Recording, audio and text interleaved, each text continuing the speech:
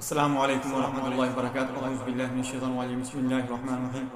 آج میں آپ کو بتاؤں گا کہ اکثر لوگوں کے گھٹنوں کے اندر درد رہنا شروع ہو جاتا ہے۔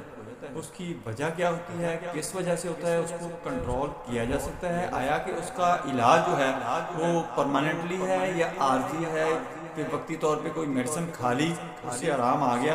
یہ کیوں ایسے ہوتا ہے؟ آیا کہ اس کو اگر ہم نے کنٹرول کرنا ہے، 100% کنٹرول کرنا ہے، پرماننٹلی کنٹرول کرنا ہے، تو اس کا حل ہمارے پاس کیا ہے کہ اس کو ہم پرماننٹلی کنٹرول کر سکتے ہیں؟ دوستو، پوری ڈیٹیل سے آپ کو میں ساری باتیں بتاؤں گا۔